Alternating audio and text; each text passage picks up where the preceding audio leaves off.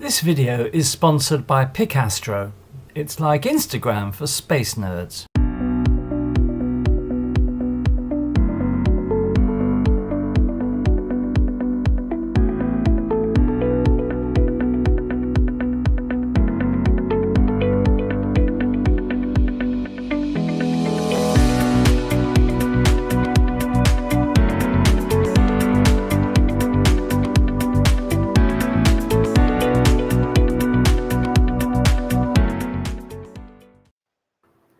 Well, good evening. Welcome to Space Oddities. Thank you for joining us rather late on this Tuesday morning. We're here for the Starship flight test number 10. We are looking at 28 minutes now before launch. Sorry for the late start, but the launch was delayed by 30 minutes. And thank you very much for joining us. I see Kev's here. Hi, Kev. Hi, Heidi. Hope you're well. And thank you for joining us. So yesterday's launch was scrubbed. As you probably know, they had an oxygen leak in the quick disconnect arm. So that was something that was, I think, fairly easily solved. And we're looking for obviously a successful flight tonight. So joined this evening by Daz and Roger, who've been brave enough to stay up this late. Not as late as me, obviously, because it's 1:30 here in Spain. But we're looking at a long flight today. Before we have a look at the details of the flight, ask you guys, Daz and Roger, what are you looking forward to in this flight? Give me 1 second. I'd like to see it to succeed, but as I said, I'm a bit of a doubting Thomas. I'm sorry to say. I mean, I think I've been falsely led for the last 2 or 3 flights. So I mean, like I said last night, I mean, we got to the stage where we were seeing successful returns of Starship and returns of the booster and catch-in, and then they went to Starship 2, and we've had nothing but problems. So what do you think, Rod? Yep. Well, we're just going to have to see whether they can even launch those Starlink simulators as well. Yeah, because I mean, which could be a good turn of events. Yeah, because I think I mean, what I would love to see is if there's some cameras on the Starlinks. They got some GoPros or something strapped to them, so we can actually see them leave the ship. That'd be great.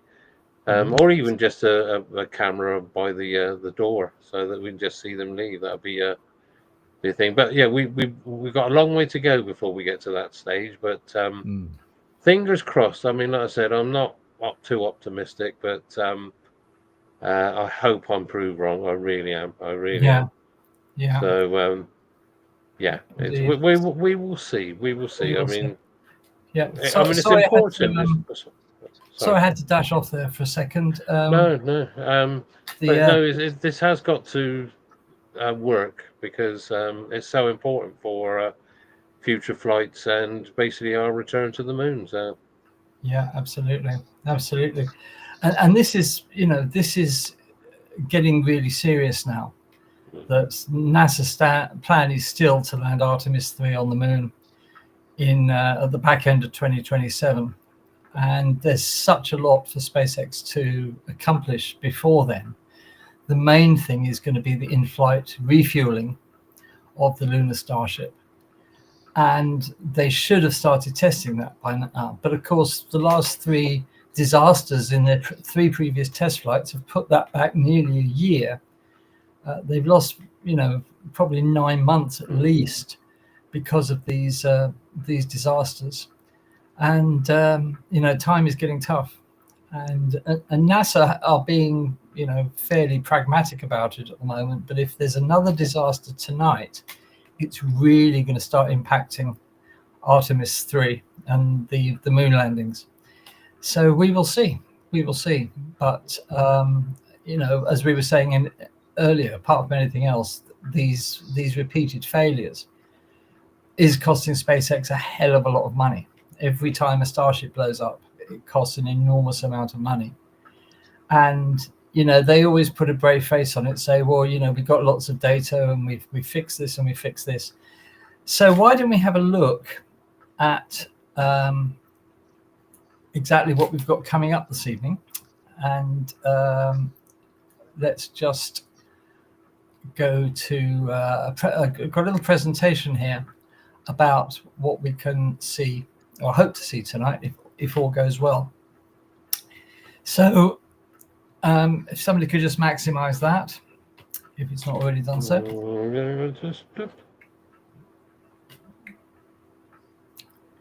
Okay, so here's what we've got coming up. This is the timeline for tonight. So obviously we start at the launch at 00. At 1 minute and 2 seconds, the Starship and the booster will reach max Q. That's the point of maximum aerodynamic pressure on the vehicle. And obviously it needs to get through that. Excuse me. 2 minutes and 36, we've got the main engine cut off of the Super Heavy booster, followed very quickly at 2:38 by stage separation, the Starship separating from the Super Heavy booster. Then at 2:48, the booster begins its boost backburn to return towards the launch site. At 3:38, the boost backburn ends. The hot stage ring is jettisoned. At 6:20, the booster initiates its landing burn. Now, they're not going to catch the booster this time, and the reason for that is that they want to do a simulation of what would happen upon final descent of the booster if they lose a couple of Raptors. So what they're going to do, they're going to switch a couple off and use other Raptors to take their place. So in a real world situation, if they lose a couple of Raptors on the final descent of the booster, they want to be able to replace those failed Raptors with others. So this is a test of that. And for that reason, they're not going to try catching the booster because of this test. So the booster is going to splash down in the Gulf of Mexico. At 6:40 is the time when that's going to happen. 6 minutes and 40 seconds after launch, the booster should land in the Gulf of Mexico. As far as the Starship goes, at 8 minutes 57, the second stage engine cuts off and the Starship reaches its initial orbit. At 18:27, they're going to try releasing 8 simulated Starlink satellites. These are Starlink satellite mock-ups, if you like. This is the first time they're going well, this is the second time they're going to try and release these. The failed mission last time, test flight 9, because they had basically fuel leak problems, the onboard software decided it wasn't going to go through the test of releasing the payload, so that was actually cancelled by the vehicle itself. And then at 25 minutes, so about 7 minutes later, they should complete releasing those 8 Starlink satellite mock-ups to test the whole satellite release system. And then at 37:48, the Raptor engines reignite for a second burn. This is a critical demonstration of engine relight in space. They really need this to work. At 47:29, the Starship begins to descend. And at 1:03:15, it goes transonic, going through the sound barrier, if you like, deaccelerating at 1:04 to subsonic speeds, preparing for final landing maneuvers. And at 1:06, the Starship will perform its famous belly flop maneuver to transition from horizontal flights to vertical. And then finally, 1 hour, 6 minutes and 20 seconds after launch, then the Starship will splash down in the Indian Ocean somewhere off Australia. So this is what we've got coming up. Mentioned the problems that they had with the last mission. They've implemented lots of changes. Let's just have a look at some of those. You may know that when they were static firing Starship 36, they had an explosion which destroyed the vehicle. This was because of a pressure vessel which holds nitrogen gas under extreme pressure. It failed and exploded, and the whole vehicle exploded. Now, these COPVs, as they're called, complex overwrapped pressure vessels, they are crucial for the mission.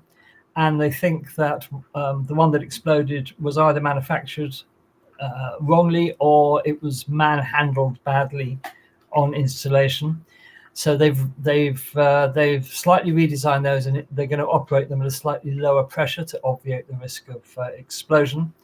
The fuel diffuser, which they had problems with on the last flight, they've redesigned that. That's the thing that actually sprays the fuel into the engines, if you like, and that's been redesigned.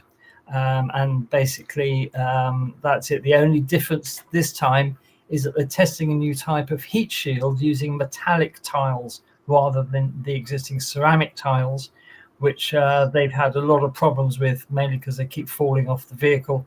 So this is tonight is an attempt to test those, but of course they'll only really be able to test them upon re-entry, and so we just have to hope they get that far. And if they work, they may well replace the whole of the TPS, the thermal protection system, or the heat shield, if you like, with these new metallic tiles. So that's what we have got coming up tonight, believe it or not. So I don't think there's anything useful there. There is a sort of like a comment from Kev. Yeah. Because I still think the concept of using Starship as a lunar lander is flawed. It's totally the wrong design. Think they should go for a lunar module V2 version 2. Right. Yeah, I mean, I don't know what you think about that. Well, I think, well, we know that they're only going to use the lunar Starship for the first 2 landings, I think, because the Blue Origin lander will then take over, because Blue Origin are contracted to deliver the Blue Moon lander, as it's called, after that. But I totally agree with you, Kev, that it's not an ideal design, because it's huge, and there are all sorts of potential failures. The astronauts have to descend from the lunar Starship. I don't know what the height is, but it's probably about 100 feet in a lift to the lunar surface, and if that fails, then wasn't it 30 meters off? So yeah, that's right, about 100 feet. Yeah. Yes, you're right. I mean, there were all sorts of problems. The only thing about that was when the competition was running, that we had the Dynetics Alpaca lander, which was a contender, and that wasn't accepted because of all sorts of problems with it. We also had the national team, as it was called, including Blue Origin, and who else was in the national team? Northrop Grumman, I think. Yeah, something like that, wasn't it? Yeah. But their design wasn't up to scratch either. So Starship at that time was the only viable alternative. So therefore it was selected by NASA, even though it's not ideal. But you're quite right. It's the lunar module, as we know, performed flawlessly during the Apollo landing. But nobody else has come forward with them.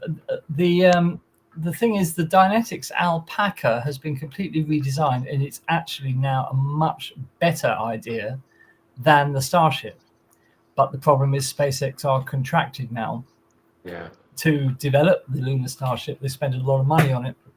So that's what's going to happen. The lunar Starship is going to be the vehicle, even though the new Dynetics Alpaca lander is actually technically better.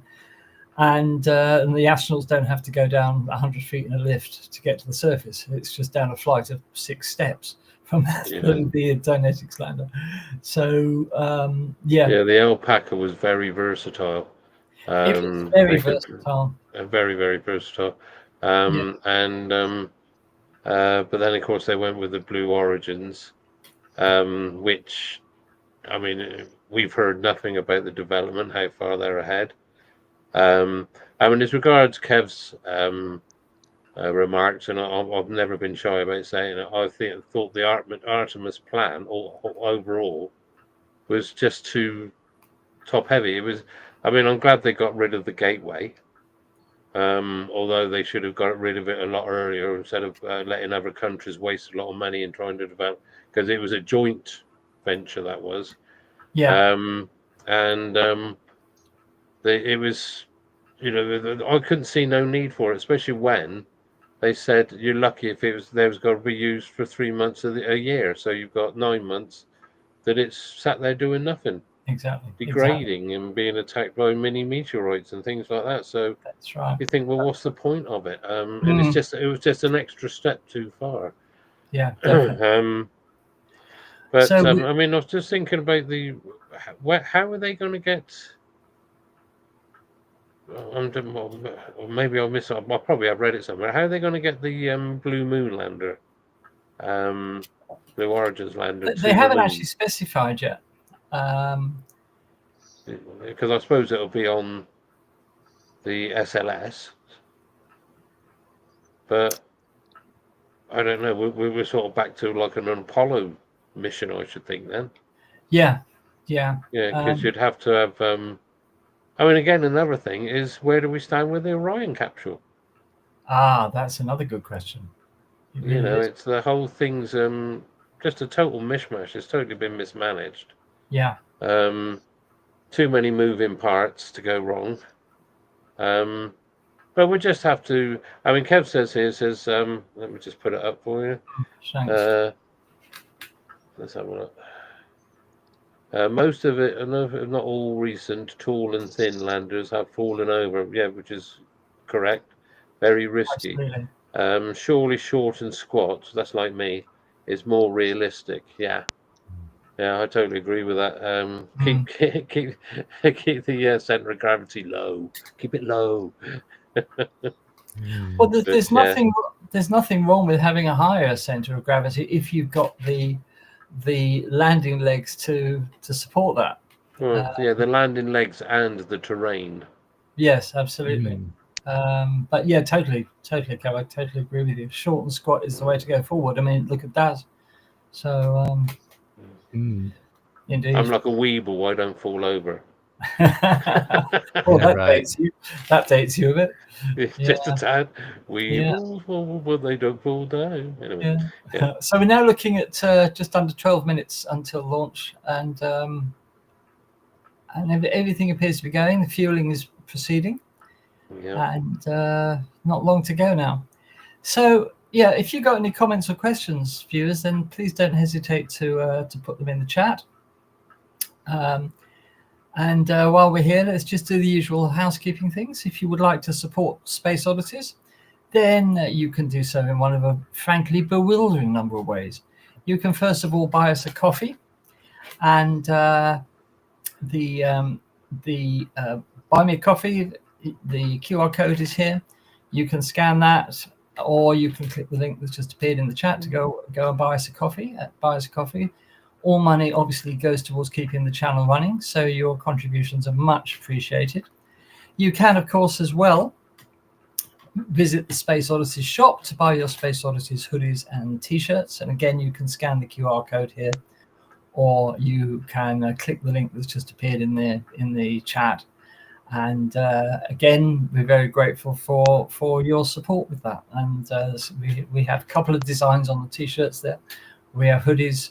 Winter's drawing on. You'll definitely need a hoodie before many more months are out. So there you are. You can also support us by joining our Patreon. And we have a Patreon community. And for a very reasonable monthly price, you get all sorts of goodies. You get the presentations that we deliver on our Tuesday live streams. You get some goodies as a present for joining, which is a couple of lovely astro photographs taken by Space Oddities astrophotographers. 10x8 prints. We'll give you a couple of those for joining. You can communicate with us. We've got chats there. We're trying to build a community there.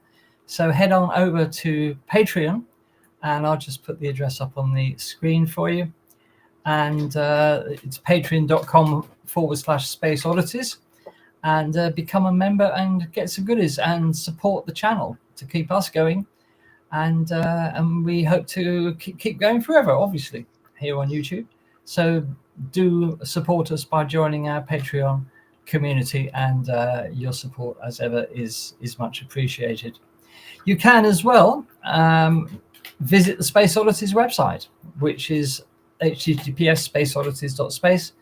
You'll find lots of stuff there, including our viewers gallery, where viewers who submit their photographs to our gallery that we do on our Tuesday live streams get their own little gallery of photographs on our website. And there you are. So do visit the website as well. Most importantly, though, if you could remember to like, subscribe, and comment on this video, that would be really much appreciated. And the likes and comments are very important because it attracts the attention of the YouTube algorithm. And if the YouTube algorithm sees enough likes and comments, it recommends our videos to other people. And if it sees no interest in terms of likes and comments, it doesn't recommend our videos. And we would really like to get recommended and to spread the word. So if you could remember to like and comment, and of course subscribe to the channel, which is completely free, of course. So there we are. That's the housekeeping out of the way. We're now looking at roughly 8 minutes before launch, and everything appears to be progressing well. Any final thoughts, guys, before we go into the last few minutes of the count? Well, really, I mean, just fingers crossed. It's, I mean, now we've had the catastrophe on the launch pad, and of course, the last thing the worst thing that could happen is something actually happens on the pad when they light this thing up. Yes. Because that's the only pad they've got. Yes. Because the one in Florida isn't ready yet. So yeah, they've got to be a bit careful here. They don't want to be in I mean, it's a good job they're not bringing the booster back, because if something did happen again, that would destroy the launch tower. But that was more luck than judgment that they hadn't had the failure. They've got the second launch tower, which is probably a couple of months away from completion. Yeah. But again, it'll be another setback. Yeah. Can I just say thank you to Sandra for your donation, Sandra. Nice to see you this evening, Sandra. Thank you for being here. And very grateful for your support, as ever. Hope everything is well with you. And this is getting quite exciting now. We've got about 6 minutes and 42 seconds before launch. So what we're going to do is put the volume up so that you can hear this. And in fact, we'll do that now, and we'll just listen in. Our coverage this evening is supplied by NASA Spaceflight, so thanks to the NASA Spaceflight guys for that. Let's just have a listen in and see what's happening. Conduct its ambitious Mars missions are its obligations to NASA as part of the Artemis program. SpaceX is on contract to perform an uncrewed landing demonstration on the lunar surface before the Artemis 3 crewed mission, which is currently set to fly in mid-2027.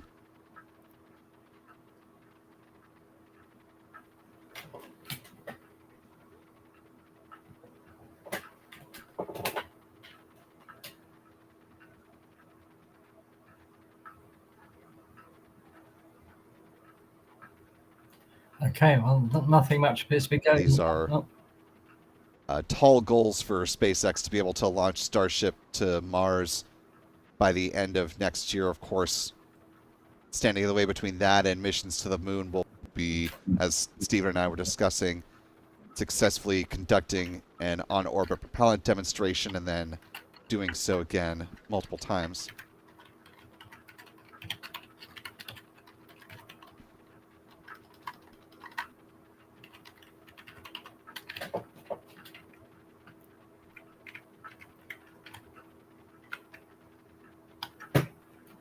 Booster is about 90% on both the liquid oxygen and liquid methane.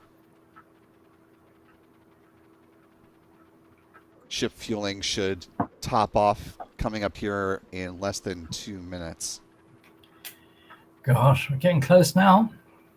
Right.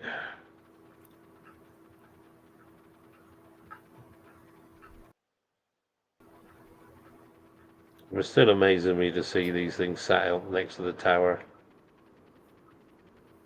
Oh, it's amazing. And just to think, people, when these things are put on the towers, normal members of the public could drive and buy it. literally, Mm. just a few feet away. So they get a really good view of this thing when it's sat by the tower. So, right, Yeah. we're coming down to the business end.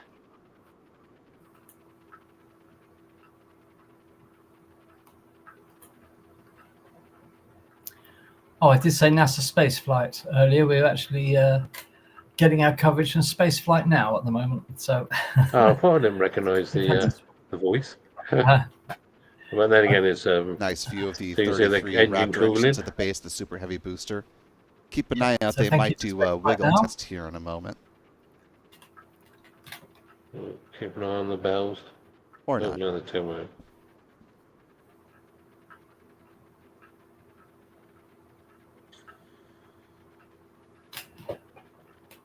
And now the pulse rate starts to go up a bit. Yeah. It's just amazing how they can get these big things off the ground now.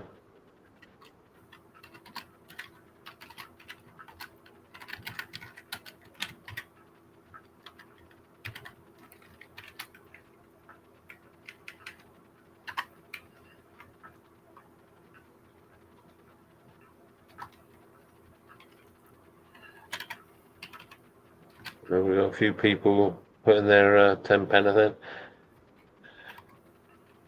Sandra thinks, well, Space of you Less than said 3 minutes to go 50-50. now on the countdown to Flight 10.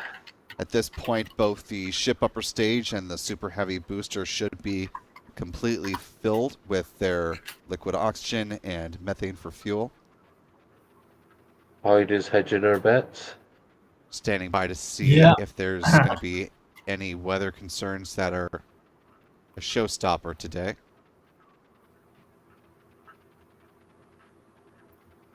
Two minutes, just coming up to the 2-minute mark.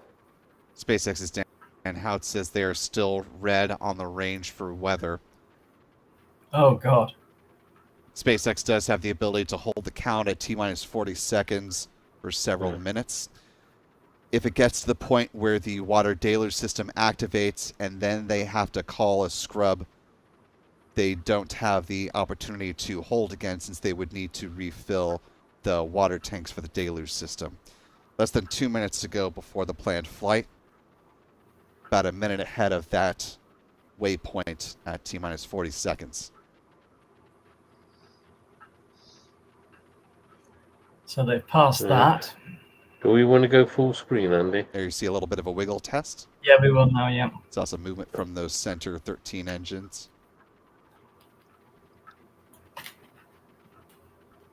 Okay. Ooh. Range still red for weather. Odds are we're coming into a hold in about 25 seconds.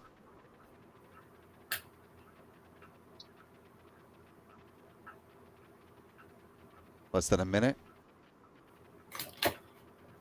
We're standing by for a potential hold for weather. Let's listen in. Yeah, they've gone to hold. All right, and we did just get confirmation, so we are expecting to hold at T-minus 40. We are still red on the range for weather, so look for the clock to pause in just a couple seconds. There we are. Oh dear. And pause. So we'll hang out here for a couple of minutes. We do have until the end of the window. We won't have 30 minutes of hold time to hang out, as we can't. We're essentially not replenishing prop on the vehicle at this point, so we have to keep a close eye on things like temperatures inside the tanks. We can only hold for so many minutes before things start to warm up. Surprise, it's hot in South Texas.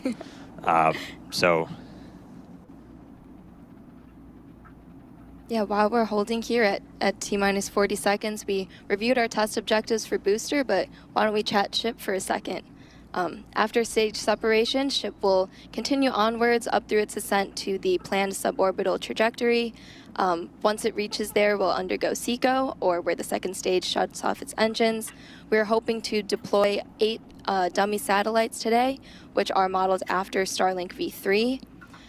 We're also planning to attempt a in-orbit burn, so we'll relight one of those Raptor engines while in space, and that will occur ahead of re-entry, where we'll also be testing multiple experiments, including missing tiles, metallic tiles, and intentionally loading those vehicles' flaps. And then hopefully we'll conclude today's test flight with a soft splashdown in the Indian Ocean. Yeah, definitely want to see a ship on the other side of the planet today. We did just get a quick update. So the range is fully green. Weather is still red. So we are still tracking a detached anvil rule, which essentially there's an anvil cloud that's too close to our launch site, and it needs to move further away. Until it moves further away, we can't lift off. So we are expecting an update in a couple of seconds, potentially. Again, we can hang out here for several minutes. We're not actively replenishing prop. And getting an update now.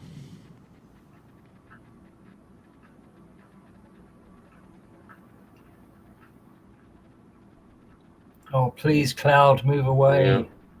And we're getting a weather update They were right talking now. about the deluge system, Andy. Do they still fill them using water trucks, or have they resolved Team's that? looking at it. Again, we're just tracking this anvil rule still. It's our only blocker today. Range is green, vehicle is green. Weather is currently red. Yes, I think they do, Daz. They replenish it with from those big water All right, tanks. and sad voice coming in. We did just hear that we are still going to be red. So at this point, we are essentially transitioning this to be a wet dress. So wet dress is when we fully load prop on board the rocket. So we are going to see the clock probably start up again. But once they get down to 10 seconds, they're going to abort out, and then we will be done for the day.